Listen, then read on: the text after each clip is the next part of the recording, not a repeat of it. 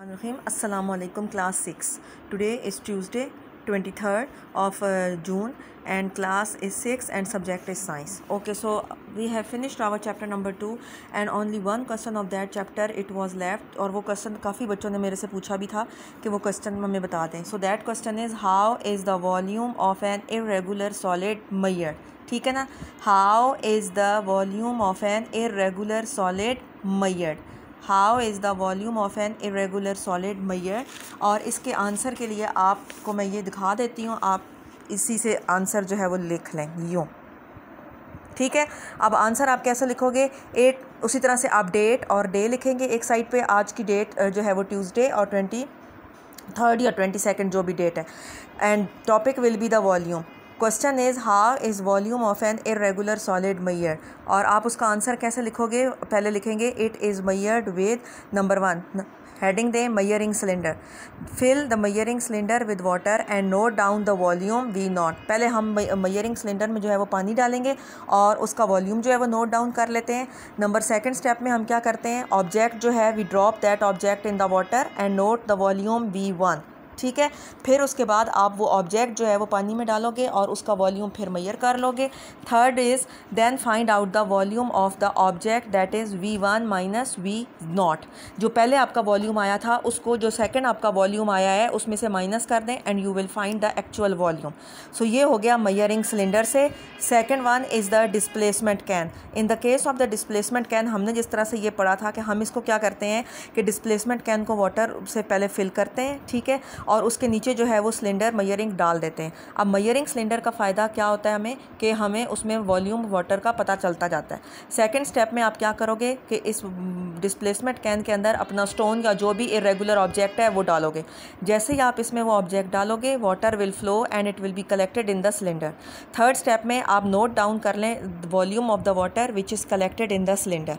तो वो जितना वॉल्यूम होगा वो आपका तकरीबन उस रॉक का या उस इरेगुलर ऑब्जेक्ट का वॉल्यूम होगा. सो इसमें भी आप यही देख लें, fill the displacement can with the water and put the cylinder under its spout.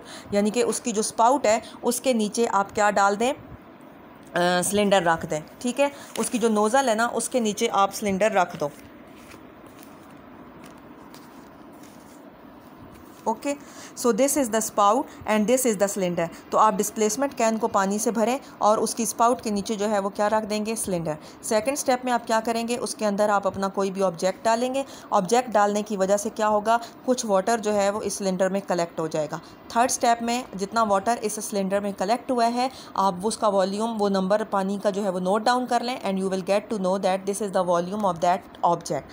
तो अब अगर हम इसको इधर से देख लें तो ये देखें, fill the displacement can with the water and put the cylinder under its spout. Second step, drop the object in it. Water goes through the spout into the cylinder. Spout से होके पानी इधर collect हो जाएगा. Third step is measure the volume of the water in the cylinder and it is the volume of the object. अब जितना पानी आपका इधर collect हुआ है वो आपका उस object का जो है वो वॉल्यूम होगा.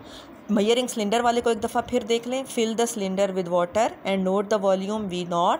Now drop the object in the water and note its volume. यहाँ पे आपका आ जाएगा वॉल्यूम V1. ठीक है, पानी ऑब्जेक्ट डालने के बाद जो वॉल्यूम राइज करेगा ना वो वॉल्यूम आपका होगा V1.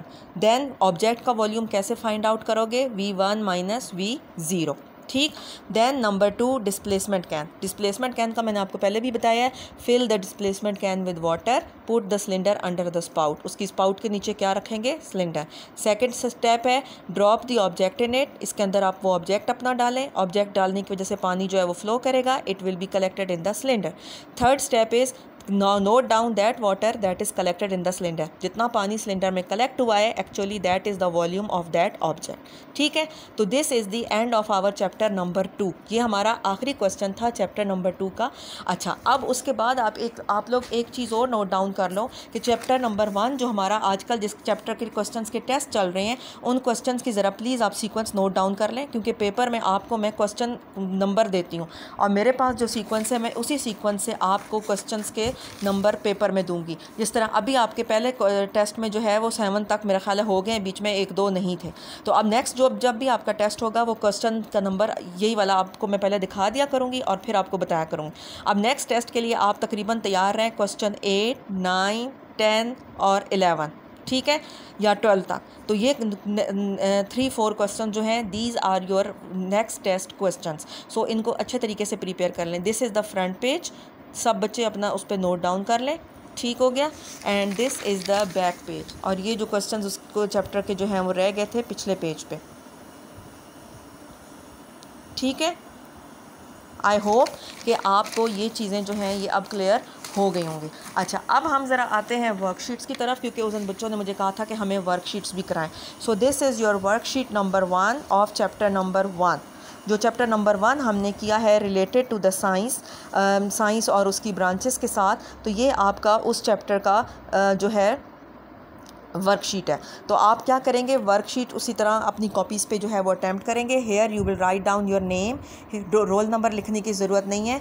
Hair you will write today's date, आज क्या डेट है, टुडे इज़ 23rd, ठीक है ना। सो 23rd या जो जिस दिन आप कर रहे होंगे आप वो डेट डालेंगे। Now complete a web showing the branches of science. तो अब इधर आपने साइंस की जो है वो ब्रांचेस शो करनी। जिस तरह एक ब्रांच जो है वो हमने पढ़ी थी बायोलॉजी, ठीक है। फिर दूसरी जो है वो है हमारी फ़िज़िक्स, थर्ड वन क्या है हमारी केमिस्ट्री,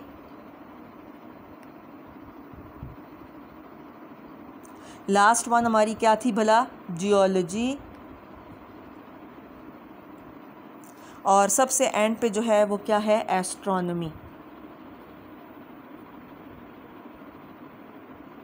ठीक है। So this is the web about science branches. Number 1 first of all क्या है, biology, number 2 physics, number 3 astronomy, number 4 geology, number 5th one is chemistry. इनके नीचे चाहें तो आप 1-2 लाइंस जो हैं वो बता सकते हैं। फॉर एग्जांपल बायोलॉजी में बता सकते हैं स्टडी ऑफ लाइफ है, फिज़िक्स जो है वो फोर्सेस है, एस्ट्रोनॉमी स्टार्स एंड प्लैनेट्स है, geology is the study of structures of earth, और केमिस्ट्री जो है वो स्टडी किसकी है, मैटर की और केमिकल्स की, ठीक है, अगर चाहें तो। Then differentiate between inferring and hypothesis. इसका आंसर आप अपनी टेक्स्ट बुक में आए, ठीक। तो टेक्स्ट बुक से हम लिख लेते हैं इनका आंसर। इन्फेयरिंग जो होती है, इन्फेयरिंग, ठीक है। पहले हम देख लेते हैं इन्फेयरिंग को। इन्फेयरिंग जो होता है वो क्या होता है, ड्रॉस कंक्लूजन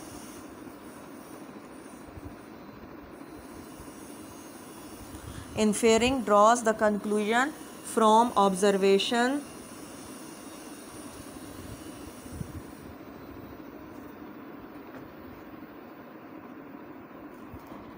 or information gathered, ठीक है। This is the inferring. Inferring क्या है, इट इज़ द ड्राइंग या it draws the conclusion from the observation और the information that is gathered. फिर उसके बाद हाइपोथेसिस जो है वो हमारा क्या होगा, हाइपोथेसिस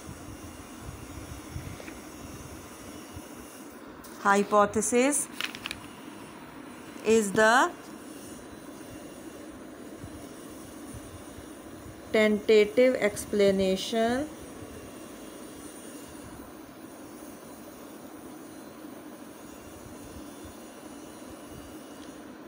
of observation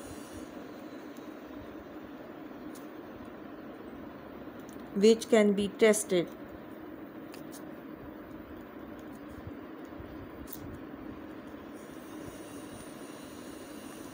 ठीक है। तो ये आप इसका लिखेंगे। पहले आप वेब बना हुआ है, आप पहले साइंस की जो है वो ब्रांचेस बताओगे उसमें। Number 2 difference between inferring and hypothesis. Inferring जो है it draws the conclusion from the observation और इन्फॉर्मेशन गैथर्ड, और हाइपोथेसिस जो है it is the tentative explanation which can be tested. फिर है how would you become a good scientist. अब आप इसमें ख़ुद लिखेंगे कि आप कैसे गुड साइंटिस्ट बन सकते हो, आप में कौन कौन सी क्वालिटीज़ जो हैं वो साइंटिस्ट की जो हमने पढ़ी हैं वो आप होनी चाहिए। Then you will can become a good scientist. Then question 4 पे आ जाएं। अब आपके पास टेबल बना हुआ है और टेबल का आंसर आपको अपनी बुक से मिल जाएगा, ठीक है। इसके लिए आप अपनी बुक खोलेंगे और ये वाला जो पेज है, जिस तरह आप पहली जो टाइप है वो क्या है, फ्लेमेबल सब्सटेंस। इधर आप इसका सिंबल जो है वो ये वाला ड्रॉ कर दोगे, ठीक। और एग्जांपल्स जो है उसमें आप इसकी ये वाली एग्जांपल्स भी बता दोगे, ठीक हो गया। तो फॉर एग्जांपल फ्लेमेबल सब्सटेंस की अगर हम बात करें तो उसका जो सिंबल है वो कुछ यूं करके है हमारा, और उसकी हमारे पास एग्जांपल क्या थी, पेट्रोल एंड अल्कोहल। ठीक है। अब दूसरा आपको उन्होंने बताया हुआ है कि क्या चीज़ है, अल्कली, और अल्कली जो है वो किस टाइप की कैटेगरी की सब्सटेंस में आती है, alkali is the corrosive substance, alkali is the corrosive substance. ठीक, और उसके लिए ये जो इस तरह से करके एक फिगर आपकी बुक पे बनी हुई है, you can draw that figure. Okay. Third is the bromine vapour. Bromine vapour जो है दैट इज़, सेंटर में हम उसका लिखेंगे कि वो है क्या, इरिटेटिंग। ठीक है, और उसके लिए हम जो उसका सिंबल बनाएंगे that will be a cross.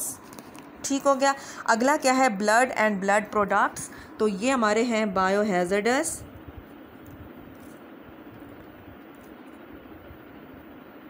और इसके लिए अगर हम सिंबल बनाएं तो it would go like this. ठीक हो गया।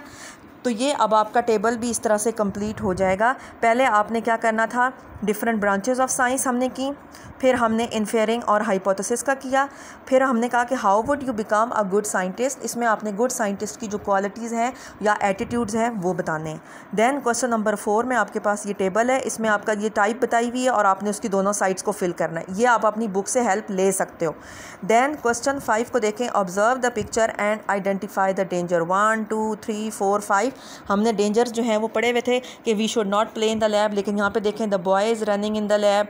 Number 2, the burner is unattended, the girl is sleeping. ठीक है, a boy is playing with the power main, the boy is testing the chemical या स्मेलिंग द केमिकल। ठीक है, a girl is not using the goggles. ठीक, और she is directly heating the chemicals. फिर chemicals are spilled on the table and there is no discipline in the lab और there is no teacher in the lab. कोई भी हम 4-5 points जो हैं वो आप इसके लिख सकते हो। सो इस लेक्चर में हमने, आज के लेक्चर में, एक तो वो क्वेश्चन किया था volume of the irregular solid. ठीक है, एंड सेकंड हमने वर्कशीट की है चैप्टर नंबर 1 की। This is all about that कि पहले में आपने ब्रांचेस सारी फिल करनी है, सेकंड में आपने इन्फेयरिंग हाइपोथेसिस का बताना है, थर्ड में आपने गुड साइंटिस्ट बनने के लिए क्या क्या आप में होनी चाहिए qualities. 4 question will go like this, and 5th question में आपने क्या करना है कि जो इस पिक्चर में आपको डेंजर्स नज़र आ रहे हैं आपने वो बताने हैं। अपना काम जो है वो कंप्लीट करिए प्लीज़, और अपने अटेंडेंस जो है वो मस्ट करिए, और टेस्ट जो है वो मैक्सिमम स्टूडेंट जो है वो दें। Thank you.